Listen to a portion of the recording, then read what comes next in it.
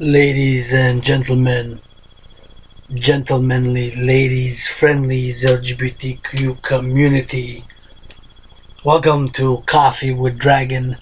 So, shh, keep quiet, have a cup of coffee, and listen to my recitals, poetry, meditations, commentary, social critique, philosophy, spirituality, and perhaps rapping one day. Will not give it away right now because it's confidential. Have a cup of coffee, enjoy. This week we'll discuss have a movie review.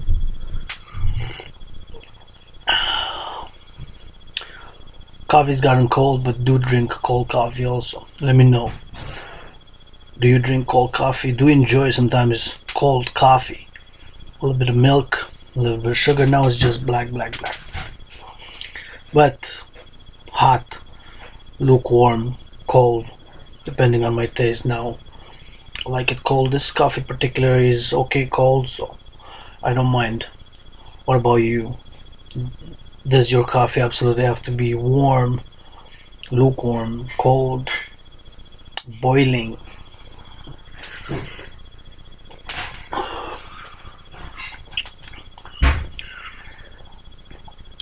First, movie review.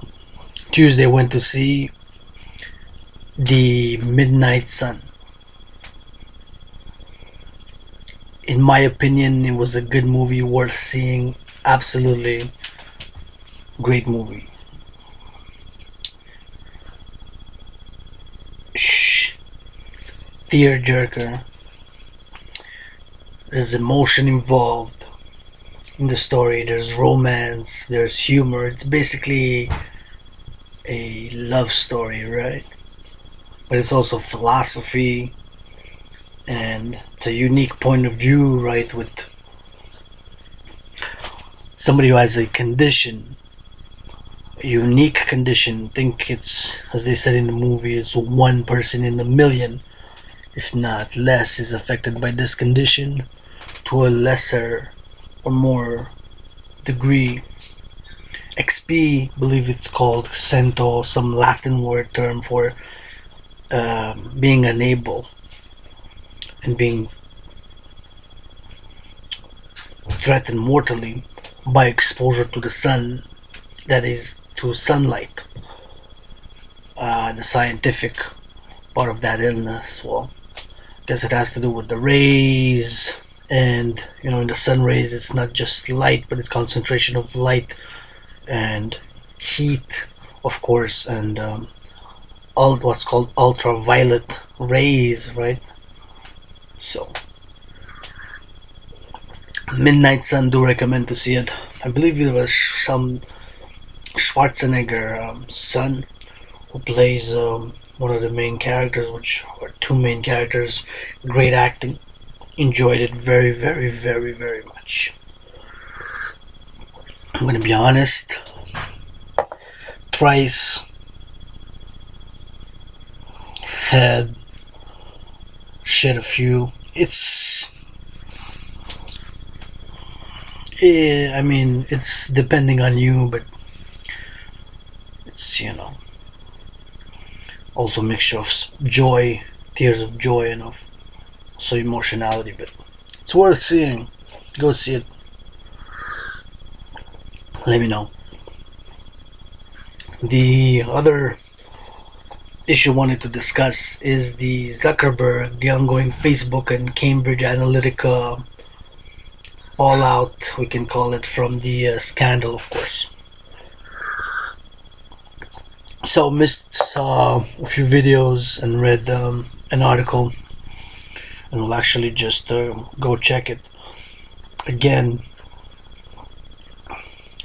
As it is speaking, is April 12, 2018, 10:03 Eastern Standard Time, according to some.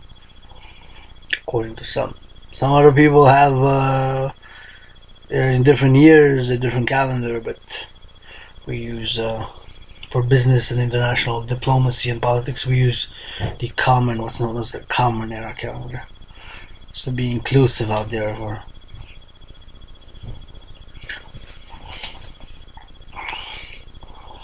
Year Zero, 1984. Year Zero was born 33 years later, doing with you guys. Coffee with Dragon. Here you go. So,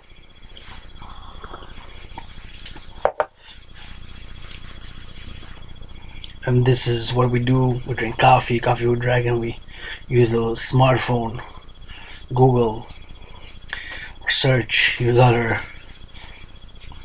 search engines. So the ongoing Facebook scandal where Zuckerberg got interrogated almost, or not really an interrogation, because officially I believe there's no official accusations against him, nor against Facebook as a corporate entity, but nonetheless he appeared before it's called, I guess, an investigation panel or Congress.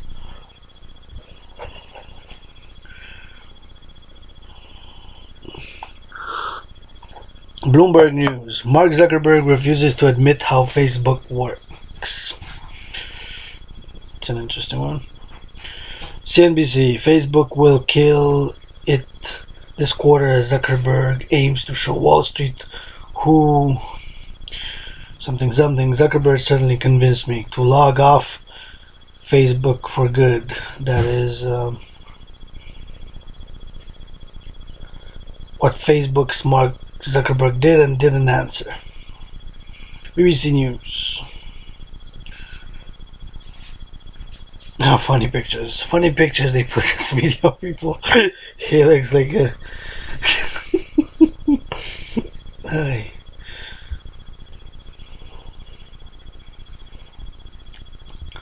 About 600 questions later, Zuckerberg and Congress leave major issues about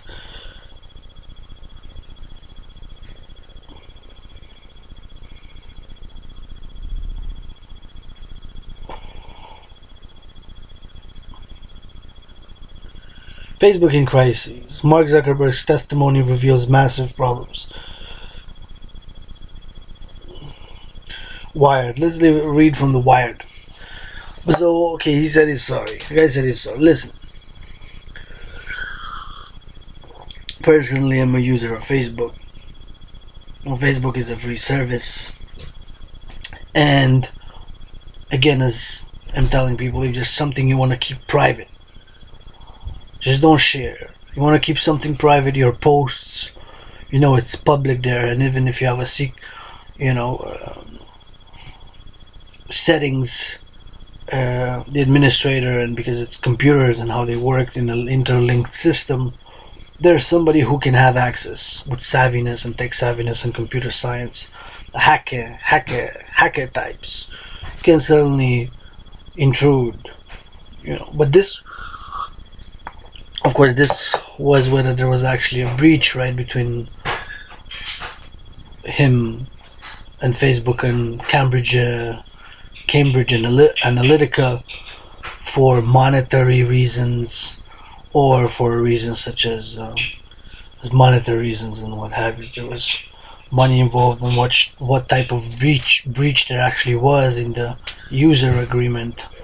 And I remember seeing a small video when they showed the user agreement when they printed it in pages in paper. It was thick, and said Mark Zuckerberg said the majority of the people don't read that, and it's true.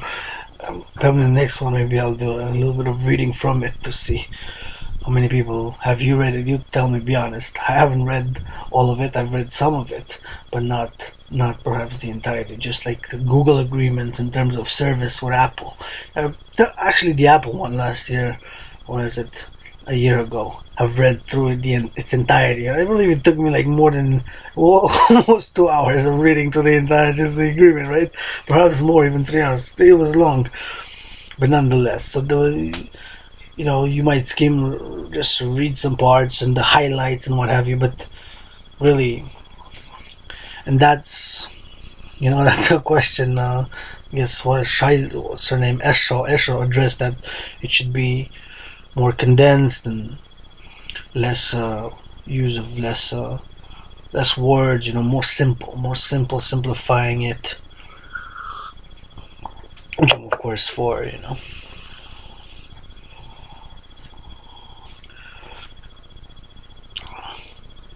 Facebook has contributed to the authors of a bill that would significantly weaken Illinois biometric privacy law. This is by Mr. Seth Perlman.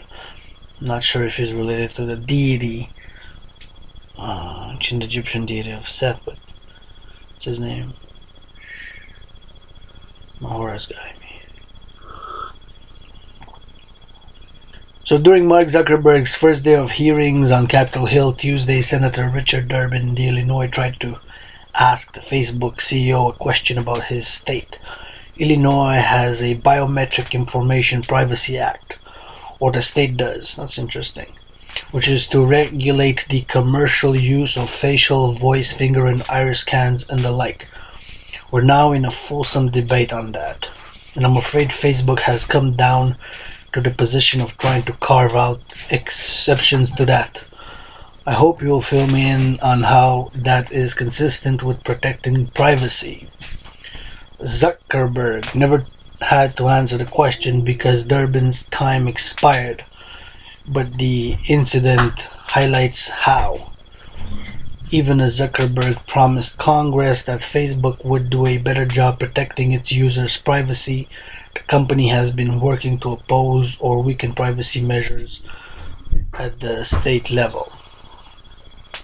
Facebook pours millions of dollars into state and federal lobbying efforts, some of which oppose legislation designed to bolster privacy. The company has contributed to the campaigns of representatives who want to gut the Illinois privacy law referenced by Durbin, and it ponied up $200,000 to oppose the Consumer Privacy Ballot Initiative in California.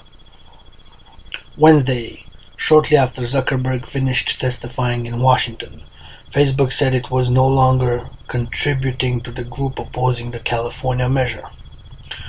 I'm sitting here watching Mark Zuckerberg say he's sorry and that Facebook will do better on privacy.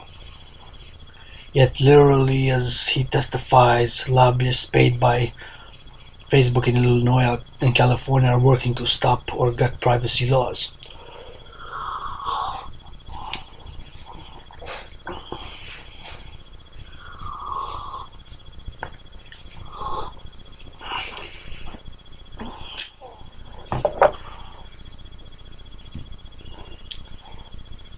Definitely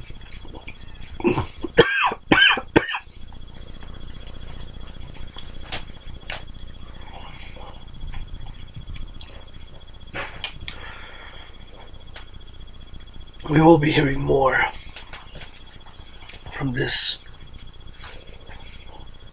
and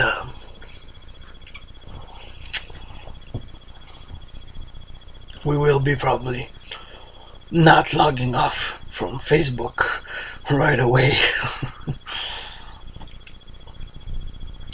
A lot of people have said that they would delete their accounts and this and that. However, that doesn't seem to be the case. Perhaps only a few people, and believe that today the stock, and yesterday even, or today, the stock price of Facebook price has actually rebounded.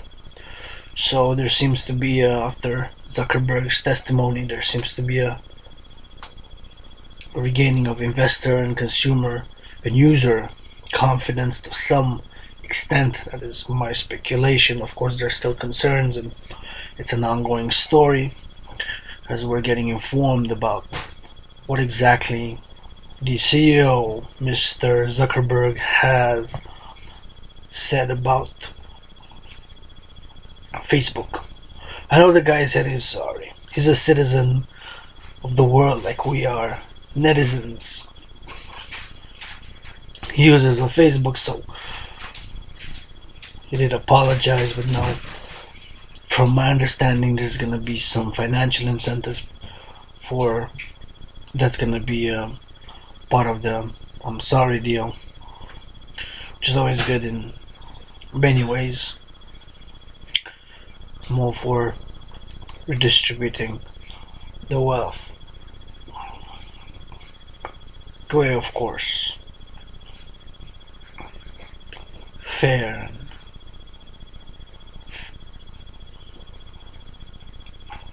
and just manner. Now, the other important issue here, which I wanted to discuss, should have been probably the first one.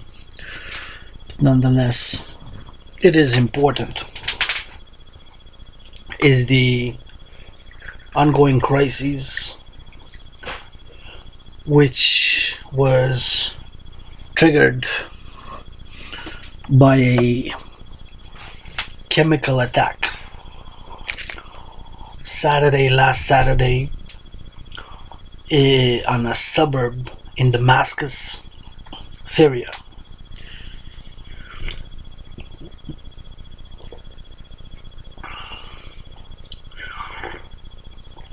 First and foremost, before I comment on this, I'm going to call on all the world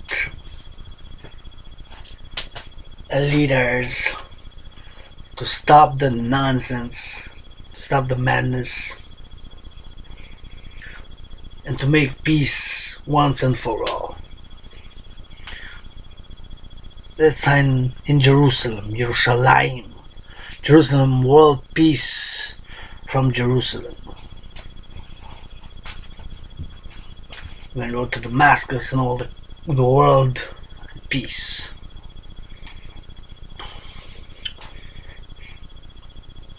With dancing and joy and unity for all mankind, and working for the brotherhood and sisterhood of all. So,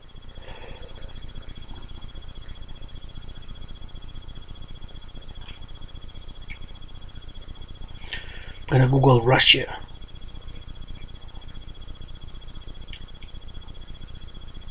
Diplomatic corps in Moscow shrinks just when US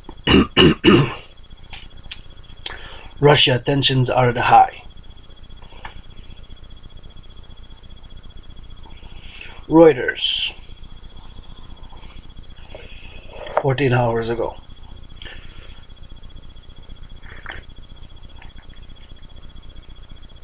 So this chemical attack, Damascus,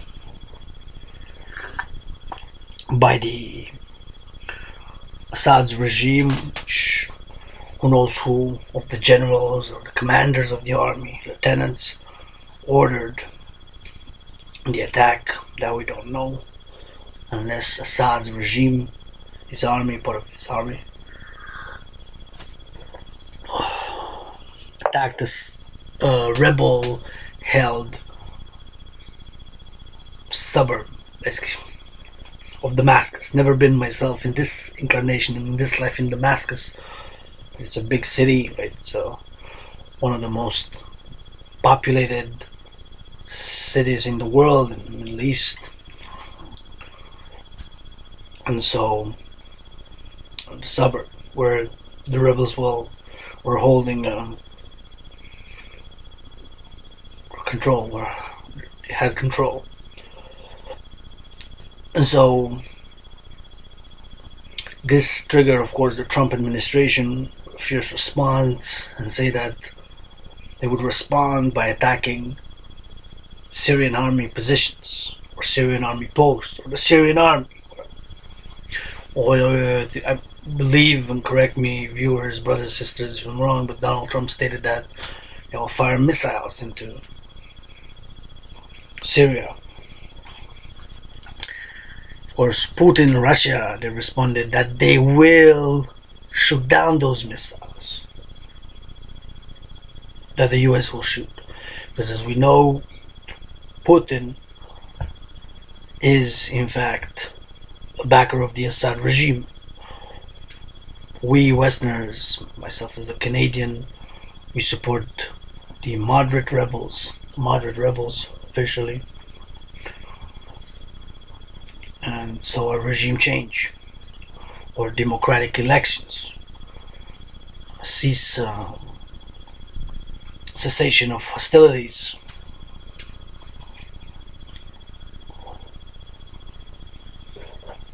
However, the Syrian Civil War, which started, of course, during the Arab Spring, when protests were all over the Middle East for different reasons, democratic change and the changing of rules and laws and regulations, calling for elections. Of course, Assad inherited his rule from his father, who had ruled for 20 something years before Syria.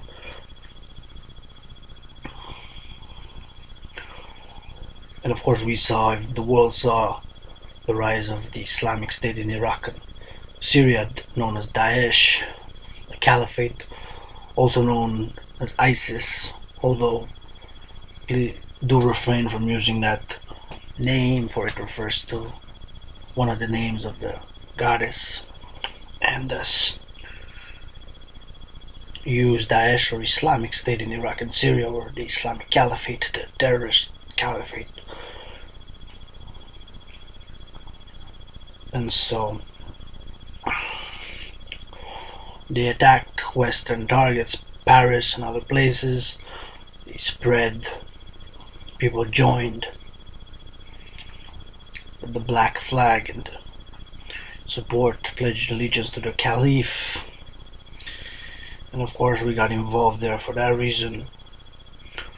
And since Russia, Iran and other regimes are backing the Assad, so dangerous situation escalating. Probably I'm gonna make a video next time just to check on this situation. Coffee with Dragon.